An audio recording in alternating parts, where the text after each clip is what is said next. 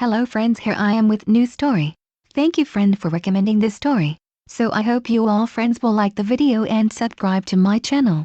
So let's start the video with summary. Naruto Uzumaki, little friend, powerful genin, and powerful half-god. How will Naruto handle being forced from his ninja life into the world where god and goddesses roam?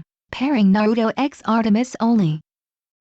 What the hell happened? Naruto Uzumaki asked Sing as he was lost inside of a forest. 1 second he was about to read a scroll given to him from Tsunade about his mother, and the next he was opening the scroll and there was a flash of light.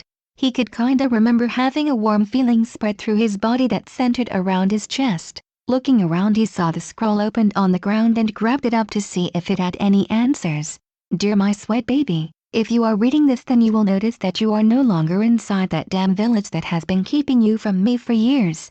After your birth and by law of my family I was not allowed to see you, but neither were you allowed to leave and make friends with your own kind. I am sure that you have noticed ever since you were a kid that it has always been hard for you to read, and you could never sit still. This is because you are a very special kind of child called a demigod, half god, half human. Though in your case I would not say half is the right word. You will find out what I mean soon enough though, and I don't want you to be too surprised. If you head north of your location you will find a camp that will allow you to stay there without any questions asked. Don't worry though, they will accept you. I would also like to tell you that sex is not needed to have a child, so when you learn about something or family. Also, I would like for you to be careful around a woman named Artemis, or more accurately be careful of her hunters. Due to a deal I have with Artemis that I regret to this day is that if you ever see her she will be taking you as her husband if you like it or not. I do not know her reasons for this, but just know that without her you might never have been born in the first place. Taking this all into consideration I would like you to know that I love you, and you are the most important thing in the world to me. Not even your father is as close to my heart as you are. I wish you luck, and now that you are out of that village just know that if you ever need help fire will come to your beck and call. It will empower you, heal you, and protect you like I should have. When we meet I understand if you will want nothing to do with me so I wanted you to know that I love you Naruto. I love you with everything I am, and would burn this world if it meant that I could be with you as your mother like I should have been. Love, your mother. P.S. Please make some friends. P.S.S. I am still a virgin, so when you see something shocking know that it has to do with my deal with Artemis. Tears fell down Naruto's face as he read the letter, from both anger and happiness at the audacity his mother had. Looking up he decided to get to the bottom of this and head towards the one place where he might get his answers. He was starting to get sick of people doing things with him that he had no say in. Though he was pleased that his torn up arm from hitting Kakuzu with the Rasen Shuriken in his most recent battle had healed. I am getting to the bottom of this, Naruto thought as the rain started pouring down. He winced slightly for some reason at the feeling of the rain, since for some reason he was uncomfortable getting wet now. Shaking it off though Naruto kept on going until he came across a broken machine and giant hoofprints in the mud. Following them he came across an area with some battle scars on it and the rain just seemed to stop when he entered the forest. Naruto looked around and saw that the area above the forest was clear sky, while outside the forest was rain clouds and rain. Now that is weird, Naruto said as he continued to walk deeper into the forest until he heard the sounds of laughing and fun. Going towards the sounds he was surprised when a man with the bottom half of a horse, and the man seemed surprised to see Naruto as well. He was wondering how he was able to miss such a potent godly aura Naruto produced, since it was nearly on par with the gods' auras themselves. Oh hello young demigod. I bid you good day, and hope the journey to Camp Half-Blood was well for you. My name is Chiron, trainer of heroes. May I know the name of the one who was before me? Chiron asked and Naruto looked at him weirdly, since he had never heard anyone talk with that manner of speaking before. Actually he was lucky that for some strange reason he was even able to understand this new language as well. He put that up to the flash of light that took him here. I am Naruto Uzumaki, and I hail from the land of fire. Naruto said as the horseman looked at him in confusion. It was not well known that the elemental nations even existed in the first place, and only a few of the gods knew about it in the first place. Sorry to say lad, but I have not had the pleasure of hearing of the land of fire before. Do you know who your parent is perhaps? Chiron asked and Naruto sighed. It looks like he was going to have to speak with these gods about it, since he was apparently a half-god they had to exist. Just that my parent is my mother, Naruto stated, and Chiron had a thinking look on his face before he listed all the goddesses in his head. The boy was handsome, was not a pretty boy, so not Aphrodite. His eyes were blue, so that ruled out Athena. His parent could be Demeter since he had a forest sent to him, and there was no way he was related to the remaining virgin goddesses.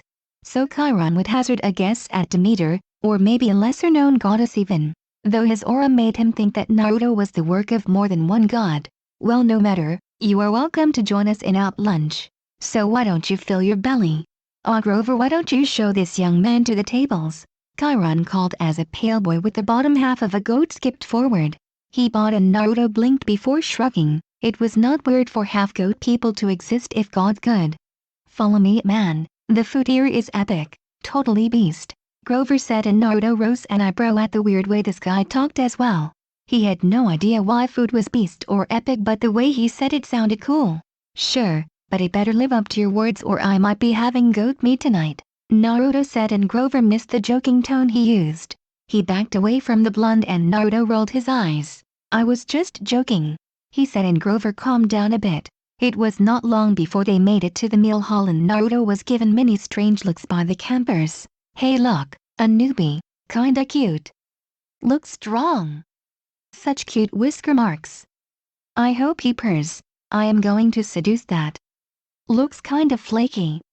Naruto's eye was twitching as he sat down next to a camper closer to his age than most of these 12-year-olds. Naruto nodded to the bow with the scar on his face and ignored the bad feeling the boy gave off in favor of giving him a chance. You must be new. Surprising since most of us don't live to your age without the aid of the camp. My name is Luke, son of Hermes, by the way. Luke said as another boy at the table with eyes like the sea looked at Naruto in interest. He had only got here a little bit ago as well, and he was still surprised at the existence of gods and goddesses. Naruto. Son of a goddess. No clue who though, Naruto said as many gasps were heard from the area and Chiron, who had just walked in, paled. Above Naruto's head was 5 symbols, a big one of a flame standing on a pillar showing he was the son of Hestia. Above there were 3 more of the same symbol showing that she was also his grandmother, great-grandmother, and great-great-grandmother. At the very top was a large symbol of Artemis that was wrapped in a wreath of flowers showing a marriage between the two. Almighty Zeus. I mean, all hail Naruto, son of Hestia, goddess of hearth, home, and family, grandson of Hestia, goddess of hearth, home, and family, great-grandson of Hestia, goddess of hearth, home, and family, great-great-grandson of hearth, home, and family, fiancé of Artemis, goddess of chastity, childbirth, the moon, and the hunt. Chiron said as Naruto paled at how much of his family was a single person. Others on the other hand realized another fact though. 93.5% of Naruto's blood was that of a goddess, making him closer to a god than any demigod could ever claim. Hell, just a little extra push or the blessing one more god would push Naruto into the realm of gods. Nearby satyrs nearly had heart attacks at how he was connected to Artemis, the well-known man-hater. As if to prove Naruto's statement, the fire from the pit in the middle of the area rushed towards him and surrounded his body harmlessly, and Naruto felt no pain, only strength as the fire fueled his power. Naruto was still mostly concerned that he was the result of incest at its finest. Then the letter came into his mind and he remembered that apparently there was more than one way for a goddess to get pregnant. All hail Naruto, son of Hestia, goddess of hearth, home, and family, grandson of Hestia, goddess of hearth, home, and family, great-grandson of Hestia, goddess of hearth, home, and family, great-great-grandson of hearth, home, and family, fiancé of Artemis, goddess of chastity, childbirth, the moon, and the hunt. The whole camp yelled as they all bowed to Naruto in a show of respect of his claiming. Today was a weird day to be Naruto Uzumaki, and he handled it the best way any person could when they learned such a shocking secret about their family. He fainted. Why did you call me here, younger brother? Hestia asked with a tilted head as she took the form of an 8-year-old child with brown hair and flame-red eyes. Wearing a simple brown dress and bandana over her brown hair, she had a small smile on her face that never seemed to fade. You broke your oath, Hestia. Explain yourself. Zeus, king of gods, ordered as the other gods and goddesses around them in their own thrones nodded at the order. It was long known that Hestia was one of the virgin goddess and had sworn to never take a husband or lose her virginity. Then Zeus turned to an auburn-haired beauty with silver eyes that appeared to be in her teen years. "Artemis, you owe an explanation as well for planning to break your oath as well," Zeus said, somewhat less demanding of his favorite daughter of many. "I have neither broken my oath, or given my virginity, dear younger brother," Hestia said with full confidence, and the only two that nodded to her statement were both Athena and Artemis. Athena, because she herself was still a virgin after having children herself. She was able to create children from her mind, and her love for a man. Artemis simply nodded because she had been there for the creation of Hestia's last child. "Could you please explain that further?" A woman next to Zeus asked with narrowed eyes. Her name was Hera and she was both Zeus' wife and queen of the gods. "Gladly, as you know I am able to move between the borders separating the nations and as it will," Hestia started, and a few of the gods looked jealous at that fact. Since Hestia had given up her throne, the barrier would allow her to travel between the worlds without interference, unlike them who were stuck in this world. Seeing them following, she nodded to herself with the story she had planned. "Well, one day I was walking around in the world over there when I had come across a brave man fighting hundreds of warriors single-handedly. He was more powerful than even the strongest of demigods I had ever seen. He was a shinobi," Hestia said, while many actually scoffed at a normal human being more powerful than a half-god. They must have forgotten that these weren't normal humans she was talking about. "Continue with your tale," Zeus ordered, and she could feel her eye twitching in annoyance this time. She was just about to continue when he said that. "Anyway, I was so enraptured with his performance that I had lost some control over my own flames. By chance the warrior had gotten injured during his battle and a single drop of blood landed on one of my rogue flames. My feelings of admiration, and his blood going into my flames had produced something that had never happened before," Hestia said with a small blush of joy on her face at remembering that fateful day. It was a day that had granted her the very first child she had ever had before, so it would always be ingrained into her memory. "A child was born, wasn't it?" Athena asked as her fingers interlocked under her chin, gray eyes twinkling in amusement, and a deep thirst for knowledge that exceeded any other in existence. This was the most interesting piece of knowledge she had ever heard since she herself had learned about her ability to create mind children. Now Hestia had the ability to create fire children, and she could only wonder if all goddesses had different ways of giving birth. "Yes, my firstborn son was created on that day. I was forced to leave him at an orphanage at that time and watched him grow into a strong man in his own right, but sadly my first did not have long to live before he was killed in battle with that accursed Madara. Before he took his last breath I appeared before him and set his blood aflame, and my second child, my grandchild, was born from the ashes of his father and brother," Hestia said sadly, and thankfully for her rage she had cursed Madara Uchiha's clan that day with the curse of having too much love for his family. When Uchihas lost somebody they loved, they would slowly go insane, and would hopefully be killed. She made the focus of her curse his dreaded Sharingan. "Since the father was also your child, this child had more of your godly blood in him than the last one, correct?" Poseidon, the god of the sea, asked with a curious look himself. And very attractive woman nearby scoffed and her frown deepened. "Having a child without getting to the good stuff is so boring. Where's the forbidden romance of incest and breaking your vows?" Aphrodite said loudly, and Hestia just kept her pleasant demeanor. She was always the most patient and the kindest of the gods and goddesses. "I assure you, Aphrodite, that this tale is very exciting. Now, as I was about to say to Poseidon, yes, because my second was born of the first, he had even more of my godly blood in him.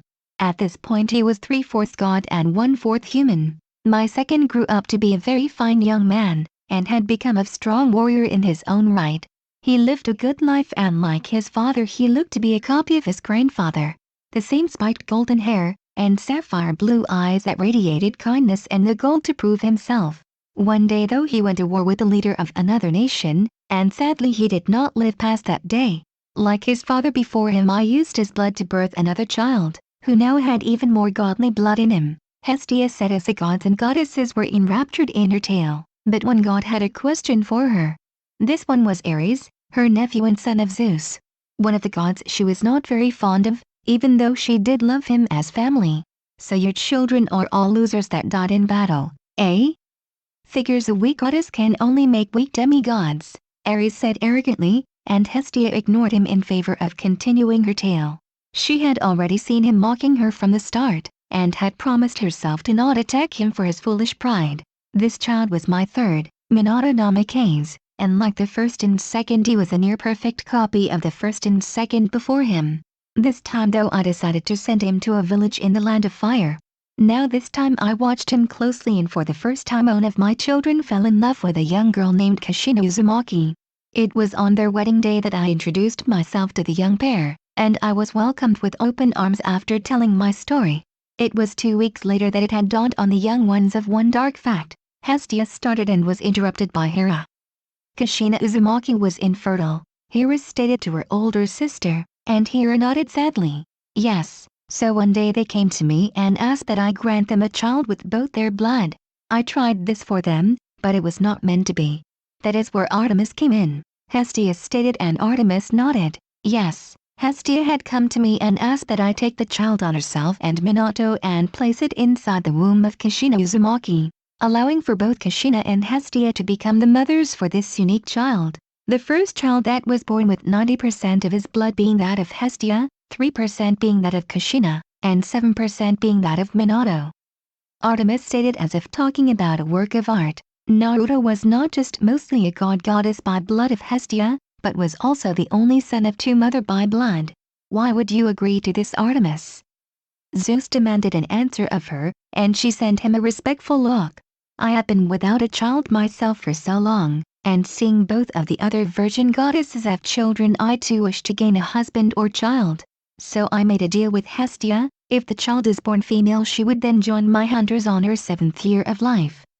If the child was a male, then on a day of my choice he would then become my husband and travel with my hunters. And because of my throne I was unable to go to the other world on my own, so this was a way to check out what was there, as the mortals say. Artemis explained, much to the shock of others.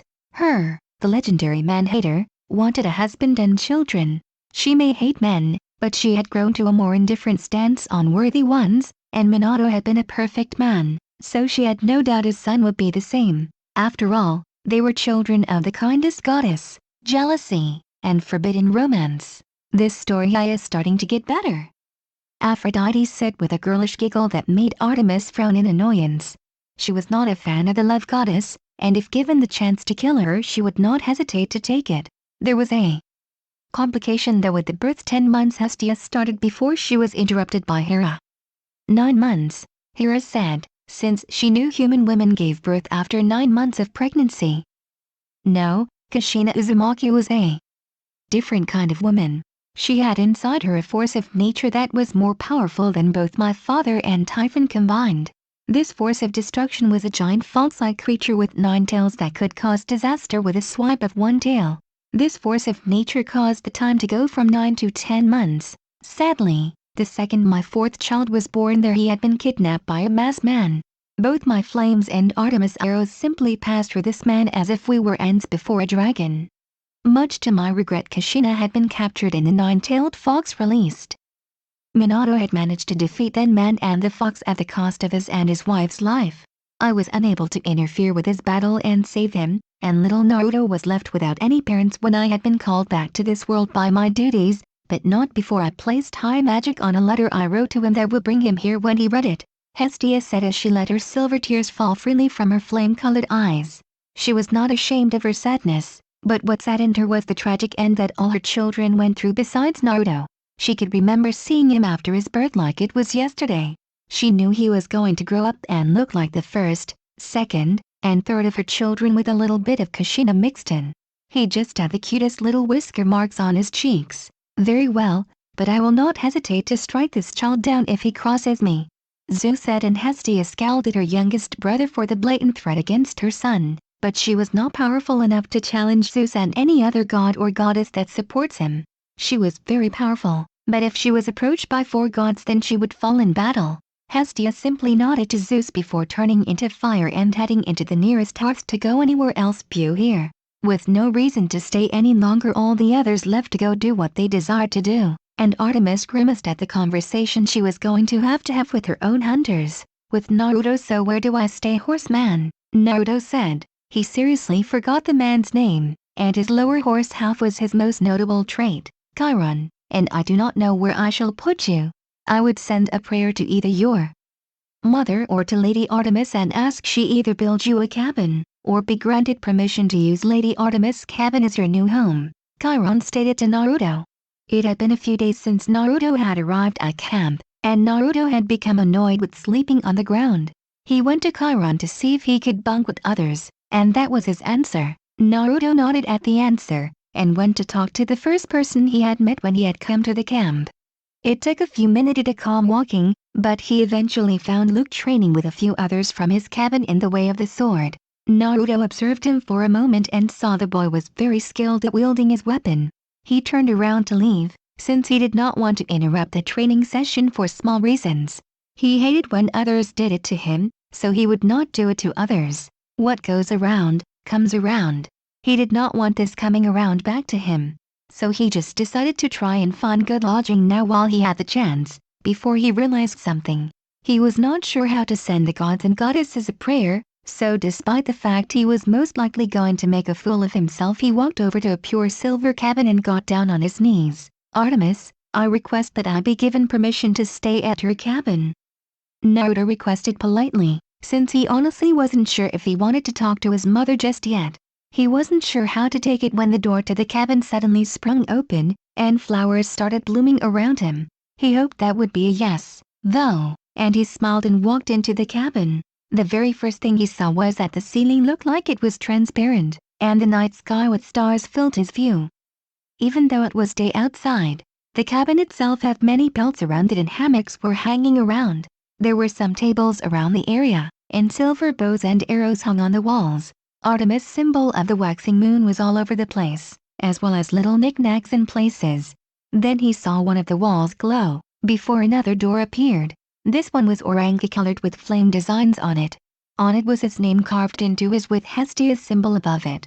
He was hesitant about opening the door, but when he did, he smiled at the warm feeling it gave him, both emotionally and literally. The floor to this room was some kind of softer wood, and the floor of the room sank in the middle to reveal a fire pit that was away from the wood of the floor. Naruto smiled at the fire that was in the middle of the room. He could feel love radiating from the flame. The walls of the room were painted in the design of a forest, and there were random logs situated around the room. Unlike the room he was just in, the ceiling of this room gave the view of a bright yellow sun in the sky that rained down warmth on Naruto. He smiled when he saw that he had his own hammock in the room, and right next to it was a dresser to hold his clothes in. Naruto jumped when he felt something nudge him in the side and turned around to see a donkey in the room with him. The donkey seemed happy to see him, and Naruto smiled and gave the animal a rub on the head. He did not know why, but he felt some kind of connection with the animal. The donkey moved to one area of the room that had a small bed of hay for it and it went to sleep. I don't know why, but I feel so at home right now, Naruto said before he remembered something. Thank you Artemis, and Mom, Naruto said with a small smile. Unknown to him, the flame in the room brightened for a moment when he was not looking, before going back to normal. He could have sworn though he had heard a sweet voice speak from it though. I love you Naruto. I hope you all liked the video, and if you all want the next part of this video, please like the video and comment 3 hearts. Please subscribe to my channel so whenever I upload a video you will notify.